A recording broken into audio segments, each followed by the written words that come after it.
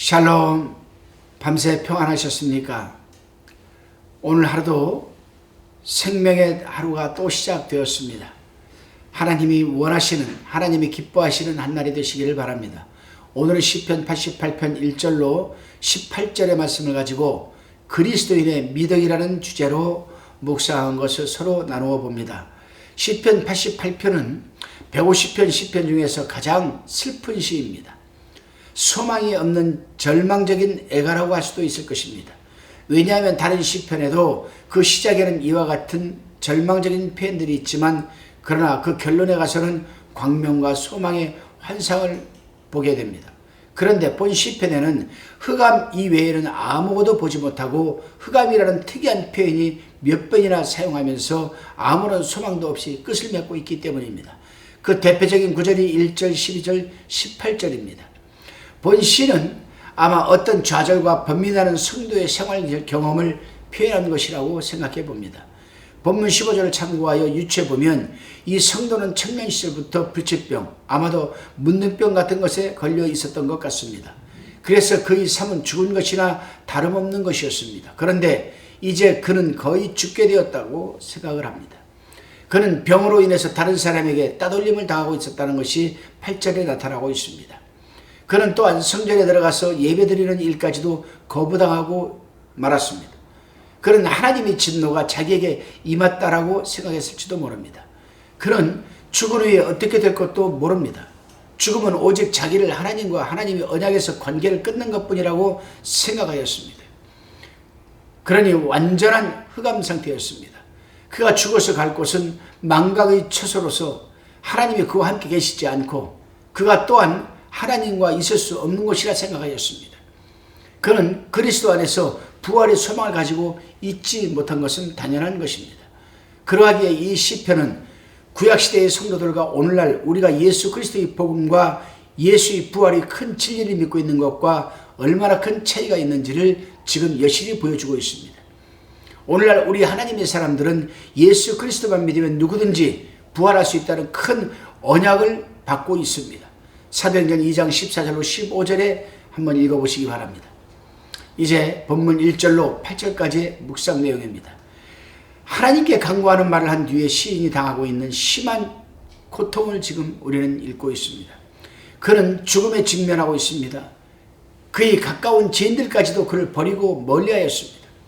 그는 하나님의 진노를 받아 그처럼 비참한 처지에 놓여 있다고 생각하면서 지금 절망하고 있습니다. 절규하고 있습니다. 그렇습니다, 여러분. 여기서 우리는 시인의 입장을 여러 가지로 생각해 볼 수 있으나 무엇보다도 자신이 환난과 고통을 당하는 현실을 우연이나 남의 탓으로 돌리지 않고 하나님의 진노의 결과로 여기며 스스로 반성하고 있다는 이 부분을 우리는 눈여겨 읽어보아야 합니다.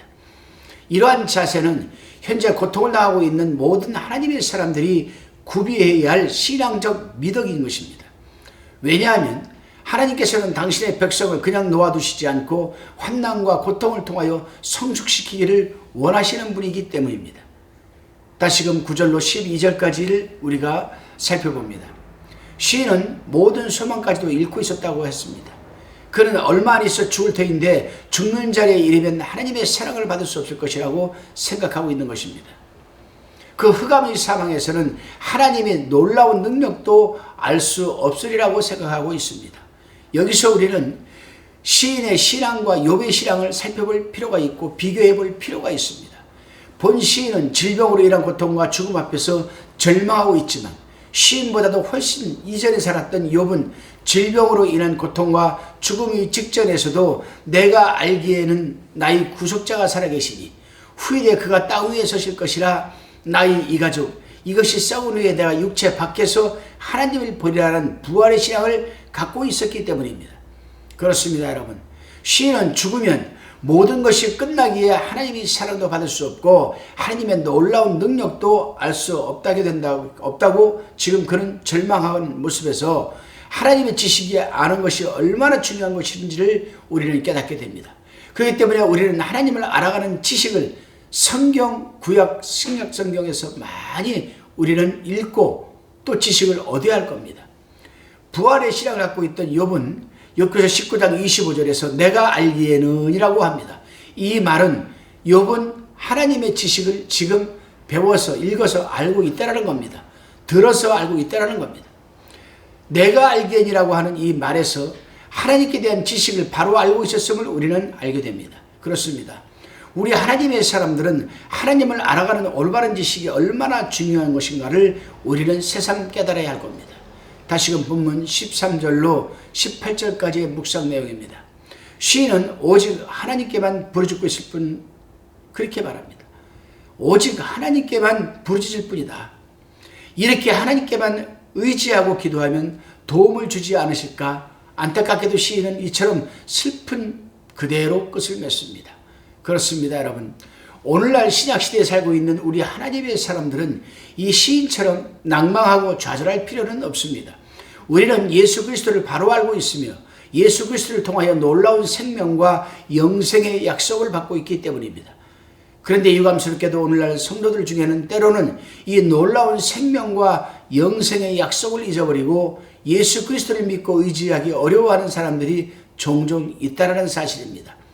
아마 우리는 누구나 다 때로는 믿음이 흔들려서 과연 하나님이 계신가 하고 의심하고 회의가 들 때가 있을 것입니다. 그러나 아무리 어렵고 어두운 처지에 있다 할지라도 하나님은 분명히 살아계셔서 임마누엘, 즉 우리와 함께 동행하고 계신다는 사실을 잊지 않는 하루가 되시기를 바랍니다. 기도드리시겠습니다. 주님, 세상이 아무리 힘들고 나의 삶이 어떤 환경에 의해서 아무리 절망적일지라도 날마다 우리 집을 지시는 주 곧 우리 구원이신 하나님을 의지하게 도와주시고 찬양하게 하옵소서. 감사드리오며 예수 그리스도의 이름으로 기도드리옵나이다. 아멘.